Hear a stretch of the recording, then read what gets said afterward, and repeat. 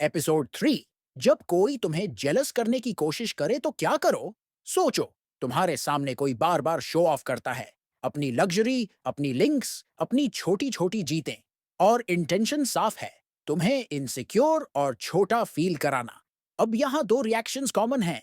या तो तुम भी तुरंत कंपैरिजन मोड में घुस जाते हो, या फिर दुखी होकर सोचते हो कि शायद मैं कम हूं।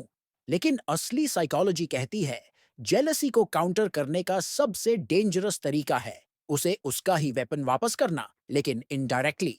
माइंड वेपन एक, रिवर्स अटेंशन शिफ्ट। जब कोई शो ऑफ करे तो तुम्हें बस एक काम करना है, उसका फोकस शिफ्ट कर दो।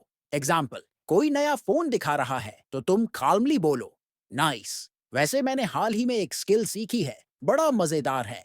और कॉन्वर्जेशन का सेंटर खुद बन जाओ। ये सटल है, लेकिन उसका शो ऑफ ब्लंटली कट हो जाता है। माइंड वेपन दो, इनडायरेक्ट एक्नॉलेजमेंट।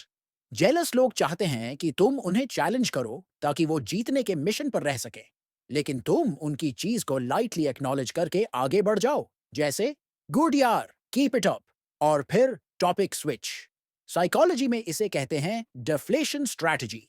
तुम्हारा कैजुअल बिहेवियर उनके ईगो बलून से हवा निकाल देता है। माइंड वेपन तीन, साइलेंट प्रूफ। जेलसी का असली इलाज है प्रोग्रेस, लेकिन प्रोग्रेस को लाउड मत करो, बस साइलेंटली बिल्ड करो। क्योंकि जब जेलस इंसान तुम्हारी रियल ग्रोथ देखता है तो कंपैरिजन ऑटोमेटिक ट्रिगर हो जाता है, उसका शो ऑफ बेईमानी लगने लगता है, और तुम्हारा साइलेंस उसे सबसे लाउड चोट देता है। अब सुनो, अगर तुमने एपिसोड 2 देखा है, जहां मैंने बताया था कि जब कोई तुम्हारी गुडनेस का फायदा उठाए तो कैसे बाउंड्रीज बनाओ, तो समझ गए होगे कि बाउंड्रीज और जेलसी हैंडलिंग कनेक्टेड हैं। क्योंकि जो तुम्हें बार बार जेलस करता है, वो वही लोग होते हैं जो तुम्हारी गुडनेस को भी एक्सप्लॉइट करते हैं। तो अगर एपिसोड 2 मिस कर दिया है तो अभी जाकर वो जरूर देखो। याद रखो, जेलस लोगों से लड़ने की जरूरत नहीं, बस इतना ग्रो करो कि उनका जेलसी ही उनका पनिशमेंट बन जाए।